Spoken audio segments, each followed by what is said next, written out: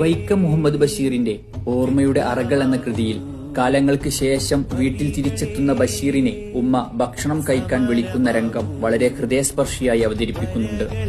വർഷങ്ങളോളം ലോകം ചുറ്റി സഞ്ചരിച്ച് ഒടുവിൽ സ്വന്തം വീട്ടിലെത്തിയ ബഷീറിനെ ഉമ്മ സ്വീകരിക്കുന്നത് ഒരു സാധാരണ ദിവസത്തെ പോലെ തന്നെയാണ്. യാതൊരുവിധ നാടകീയതയോ ആഘോഷങ്ങളോ ഇല്ല. മകൻ ലോകം മുഴുവൻ കറങ്ങി വന്നതൊന്നും ഉമ്മക്കൊരു വിഷയമല്ല. ഉമ്മയെ സംബന്ധിച്ചിടത്തോളം ബഷീർ എന്നും അവരുടെ മകൻ മാത്രമാണ്. ബഷീർ ഈ രംഗത്തെ വിവരിക്കുന്നത് ജീവിതത്തിലെ ഏറ്റവും വലിയ സത്യങ്ങളിലൊന്ന് തനിക്ക് മനസ്സിലായെന്ന് പറഞ്ഞുകൊണ്ടാണ്. കാലം എത്ര കടന്നുപോയാലും ബന്ധങ്ങളിൽ വിള്ളലുണ്ടാവാതെ നോക്കണം. അന്യമായി പോകുന്ന ബന്ധങ്ങളുടെ മൂല്യങ്ങളിലേക്കാണ് SSF കാരിപ്പറമ്പ് യൂണിറ്റ് സാഹിത്യോത്സവ് വിരൽ ചൂണ്ടുന്നത്.